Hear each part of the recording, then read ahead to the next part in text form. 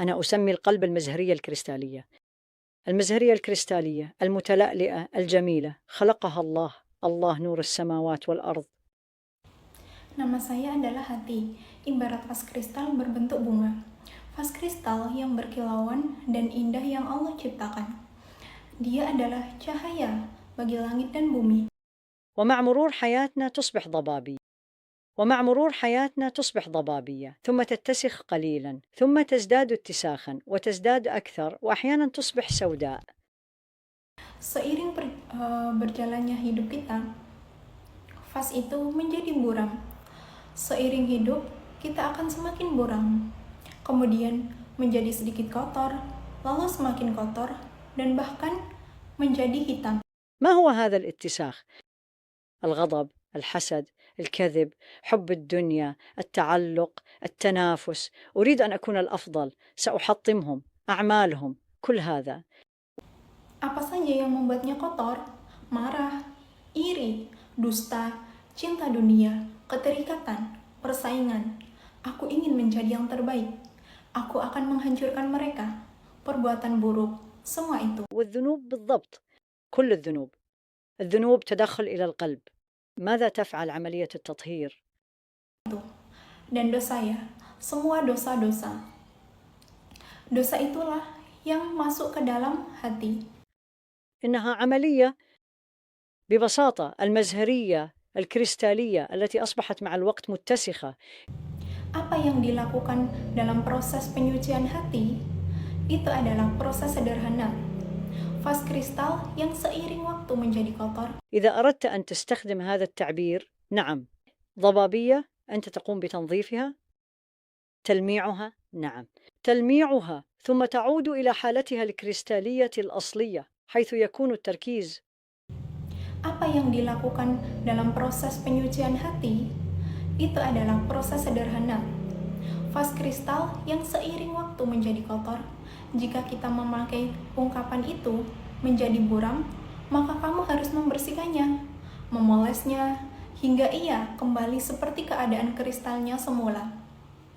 Dengan fokus, أنا هنا كخليفة لله سبحانه وتعالى، أنا هنا كراع على هذه الأرض. كلنا نتحدث عن هذه الأيام. aku di sini sebagai khalifah Allah di bumi. Aku di sini sebagai penjaga di muka bumi ini. Kita semua membicarakan ini akhir-akhir ini. كيف؟ وهنا أيضا يأتي دور الطب، سبحان الله. عندما يكون عندك جرح والجرح مصاب بعدوى. Bagaimana caranya? Dan di sini juga tampak peran ilmu kedokteran. Subhanallah. Ketika kamu memiliki luka dan luka itu terinfeksi. أي نوع من الجروح؟ ما هو أول شيء تفعله؟ تنظف الجرح ثم تزيل أي شيء في محيطك قد يجعل الجرح يصاب بالعدوى مرة أخرى. Apa hal pertama yang kamu lakukan? Kamu membersihkannya.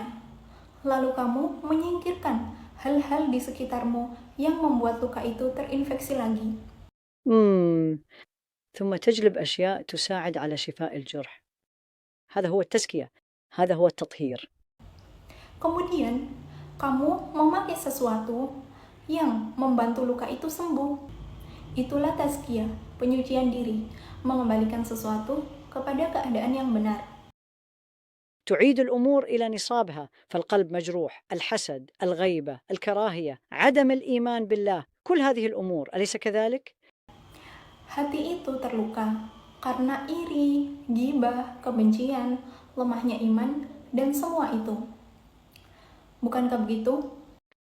ثم سأبدأ تدريجيا بإزالتها، إزالة الضرر، نعم، إزالة الضرر، الذنب.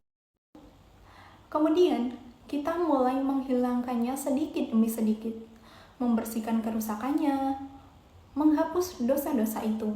نظفه، وببساطة أقول للأخوات طوال الوقت، الأمر يشبه أنك تنظف طبقا، أنك تغسل طبقا. Saya selalu berkata kepada para akhwat, penyucian hati itu seperti mencuci piring. الطبق هو قلبك وأنت تغسله، وإذا كان الطبق متسخا ستستمر في غسله. نعم، صحيح. Piring itu adalah hatimu. Kamu mencucinya. Jika piring itu kotor, kamu akan terus mencucinya. Ya, begitulah.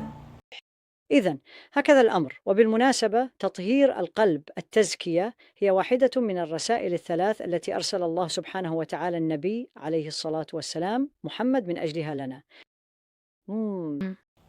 Dan perlu diketahui, penyucian hati adalah salah satu dari 3 misi besar yang Allah utus kepada Rasulullah SAW untuk menyampaikannya kepada kita. The first thing in Surah Al-Baqarah, ربنا وبعث فيهم رسولا منهم يتلو عليهم آياتك ويعلمهم الكتاب والحكمة ويزكيهم. نعم. Dalam surat Al-Baqarah ayat 129, ya Tuhan kami, utuslah kepada mereka seorang rasul dari kalangan mereka sendiri, yang membacakan kepada mereka ayat-ayat-Mu, mengajarkan kepada mereka kitab dan hadis, serta menyucikan mereka. أن هذه الآية وردت 4 مرات في القرآن. Ayat ini disebutkan 4 kali dalam Al-Quran. إذا نظرت إلى المرة الثانية في سورة البقرة ستجد أن الترتيب قد تغير. Dan pada penyebutan kedua di surat Al-Baqarah, urutan kata-katanya berubah. ربنا ابعث فيهم رسولا من أنفسهم يتلو عليهم آياتك ثم ويزكيهم ويعلمهم الكتاب والحكمة. Surat Al-Baqarah ayat 151. Sebagaimana kami telah mengutus kepadamu seorang rasul dari kalanganmu sendiri dan membacakan ayat-ayat kami kepadamu, menyucikanmu, mengajarkan kepadamu kitab dan hadis. بمجرد أن تصبح مسلما وبمجرد أن تعرف ثم تصبح التزكية. Serta mengajarkan kepadamu apa yang sebelumnya tidak kamu ketahui. Setelah menjadi seorang muslim dan mengenal ajaran Allah, كما يقول بعض العلماء فرض عين إنها واجب فردي على كل شخص. kata sebagian ulama menjadi fardu ain, kewajiban pribadi bagi setiap muslim. فباختصار كيف أقوم بذلك؟ أولاً الأمر يشبه حفظ القرآن، إنها عملية لن يحدث ذلك في يوم واحد. Jadi, bagaimana melakukannya? Pertama, prosesnya seperti menghafal Al-Quran, tidak akan terjadi dalam 1 hari. دائماً أقول هذا لنفسي، الله قادر على كل شيء. Saya selalu berkata pada diri sendiri, Allah Maha Mampu. ولكنها عملية. أريد ذلك، سأتخذ الأسباب، أزيل الفيروسات، صحيح؟ واستمر في التنظيف. Tetapi ini adalah proses. Aku menginginkannya, maka aku harus mengambil sebab-sebabnya, menghilangkan virus-virus, lalu terus membersihkan. أولاً في هذه العملية عليك أن تعرف ما هي مشكلتي. Langkah pertama, kenali apa masalahmu. مشكلتي هي الغضب، وعندما أغضب أعصي الله، أقول أشياء وأؤذي الناس. ما هي مشكلتي؟ الغيرة. لماذا هي تملك ذلك وأنا لا أملكه؟ Contoh, masalahmu marah. Ketika marah, aku bermaksiat dan menyakiti orang. Masalahku iri. Mengapa dia punya itu sementara aku tidak? هي لا تستحق ذلك. مشكلتي هي أتكلم، وعندما أتكلم أؤذي الناس، غيبة، كذب، التقليل من شأن الآخرين، التنمر، كل هذه الأمور. Masalahku, mulutku. Aku menyakiti orang ketika bicara. Gibah, bohong, merendahkan, menindas, dan lain-lain. أولاً التحديد عن طريق تحديد نفسك، ثم خذها واحدة تلو الأخرى. ببساطة الصحبة. Setelah mengenali masalah, ambillah satu-satu. Lingkungan teman juga penting. كما قلت، نعم، صحبة السوء. إذا كانت الصحبة من حولي، إذا كان أصدقائي، أعلم أنه عندما أخرج معهم سينتهي بنا الأمر إلى الغيبة. يجب أن أبتعد.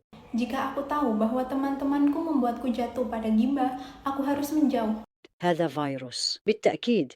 إذا كنت أعلم أنني سأقوم بأشياء معينة وإذا لم تسر الأمور بشكل مثالي سأشعر بالانزعاج، يجب أن أبتعد عن هذه الأمور. Itu virus. Jika suatu tempat atau interaksi membuatku iri, kurangi